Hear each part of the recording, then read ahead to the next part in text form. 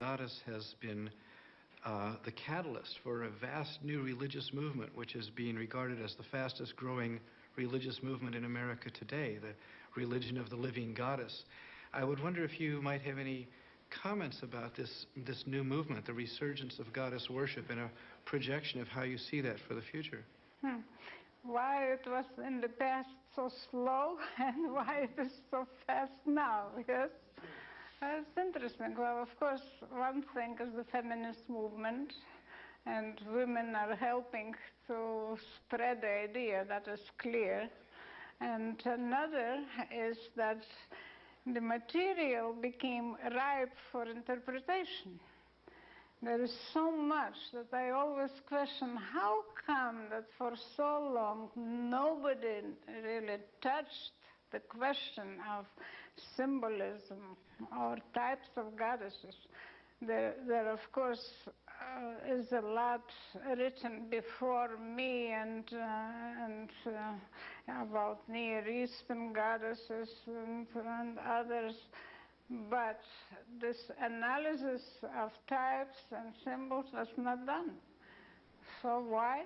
Well, perhaps someone like me who was interested in interdisciplinary studies had to appear to connect what is known in mythology, in Indo-European studies, in history of religions, in archaeology, in linguistics, and pull all the chords together. It needs an interdisciplinary view, otherwise it is difficult to understand. All of my colleagues are not interested in figurines or sculptures or religion in general. They just discard. This is no interest, no interpretation. Better not do it, because you will not be a scientist. What impact in the world? How would this affect the right world? Now? Right. Well, I think we reached the end of the world and we are starting to create another.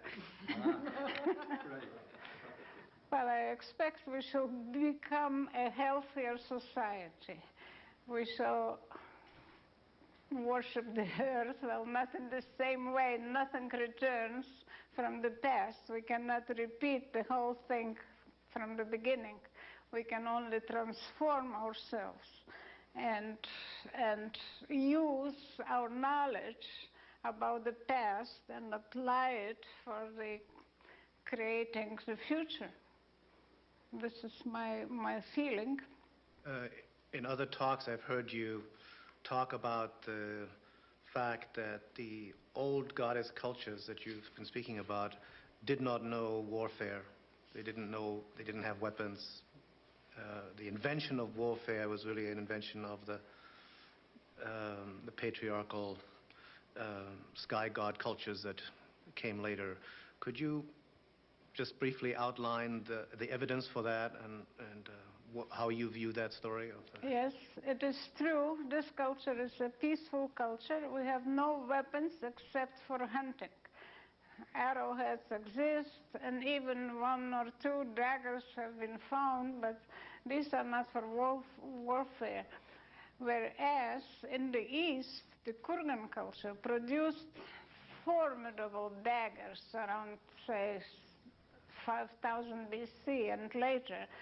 And then from the daggers, swords developed, and then they had spears and other weapons. Whereas in Europe, we do not have weapons until the appearance of the warriors. Then after that, of course, the culture was transformed and the weapons appeared, together with the specific type of metallurgy which appeared in Europe at the end of the 4th millennium, or the second half of the 4th millennium. The metal was, well, what we can call now bronze, but it was first arsenic and copper, and this was a hard metal. The metal used before by all the Europeans was a soft metal. It was copper and gold. And from that kind of metal, you could not produce weapons. And the most important evidence for a peaceful culture is the location of habitation sites. They chose the best, the beautiful areas. They didn't even think of enemies. They didn't have to climb up the hills. They didn't have to fortify their settlements with stone walls. If they fortified, it was just a trench or some palisade against the wild animals, maybe. That was all. Marija, is there any evidence that you can use to get an idea of what the balance between male and female was in the family and in society in old Europe? Well, we can reconstruct something, of course, not the whole picture, because it's in archaeological records it's difficult to find such a good evidence for that. Well, we can use settlements, we can use cemeteries, we can use frescoes and other sources. I would say it's important to see what happened in Crete, in Terra, in the Bronze Age, and there we have so many frescoes that we can reconstruct the society. And this is a balanced society with a woman as a priestess on the top and as a queen. And I think it's no doubt that the Minoan culture had a queen, and her brother maybe was very important for trade and navigation. And I would then go back and see from the settlement and cemetery evidence in Europe of the 6th, 5th, 4th, 3rd millennia that there was a balanced society where men were important. They were overseeing trade and perhaps architecture, building, shipbuilding, navigation, tool making. In their graves, always there appear trade objects, whereas in important female graves, the cult objects, symbols appear. Also, in many areas of Europe have been found women's graves which were, well, very important in the sense that the whole mound, long mound, was on top of a single woman. Such appear in Poland, for instance, in so-called funnel neck beaker culture. In Hungary, there are found graves where models of temples were found in women's graves. So there is a lot of evidence which shows that the woman is connected with the temple. She is important in the religious movement. She is the overseer of the temple. And this was actually a theocracy or theocracy, where women were the leaders of religious life.